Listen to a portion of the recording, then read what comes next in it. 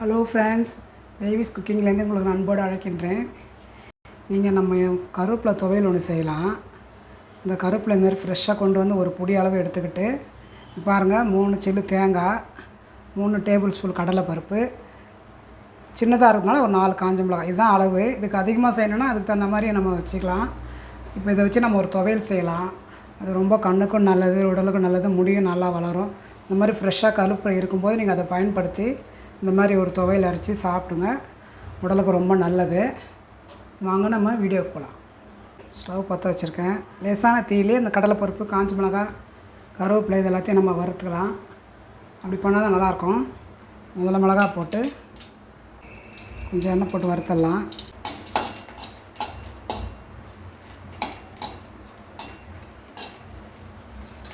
தீயாமல் இந்த மாதிரி வறுத்து எடுத்துடலாம். இதுக்கடுத்து நம்ம அந்த கடலைப்பருப்பு தனியாக வறுத்துக்கலாம். நான் கொஞ்சம் தான் போட்டிருக்கேன். இந்த அளவு ஜாஸ்தி வேணும்னா இப்போ 4 ஸ்பூன் 5 ஸ்பூன் போட்டுக்கலாம். அதுவும் நல்லாயிருக்கும். இந்த துவையெல்லாம் செஞ்சு சாப்பிட்டா உடம்புக்கு நல்லது, அதே சமயம் டேஸ்ட்டாக இருக்கும். இந்தமாரி புளி சாதம், தயிர் சாதம் இதுக்கெல்லாம் கூட வச்சு சாப்பிட்லாம்.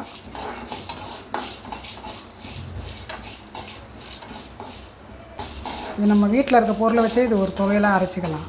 இது செய்கிறதுக்கு ஒரு 5 நிமிஷம் கூட தேவைப்படாது. இது நமக்கு சோம்பேறித்தனப்படாத நமக்கு செஞ்சோம்னா நல்லா சாப்பிட்றதுக்கும் சுவையாக இருக்கும். குழந்தைங்களும் விரும்பி சாப்பிடுவாங்க. இதெல்லாம் செஞ்சு கொடுங்க.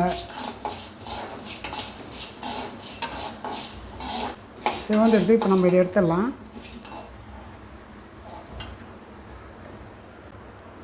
இப்போ நம்ம இந்த கடாயிலே கருவேப்பிலை வச்சுக்கலாம்.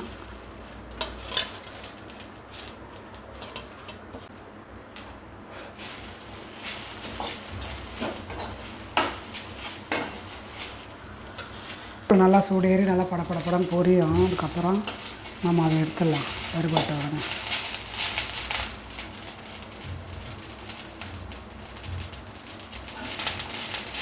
நல்லா சத்து இருக்குது கருவேப்பிலையில் தான். கருவேப்பிலை மரம் வச்சுருந்தாலும் அதை நல்லா பயன்படுத்திக்கோங்க. இந்த மாதிரி செய்து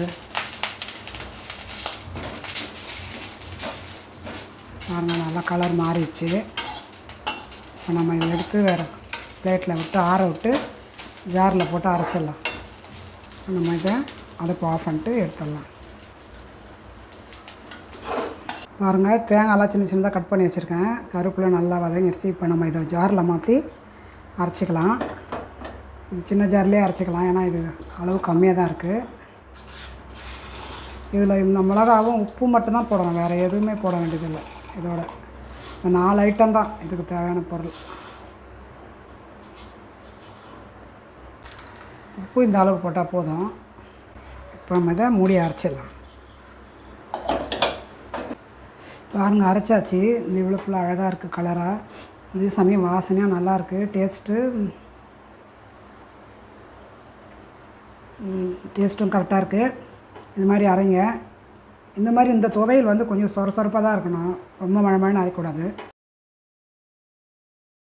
இந்த வீடியோ உங்களுக்கு பிடிச்சிருந்தால் லைக் பண்ணுங்கள், ஷேர் பண்ணுங்கள், சப்ஸ்கிரைப் பண்ணுங்கள். பாய்.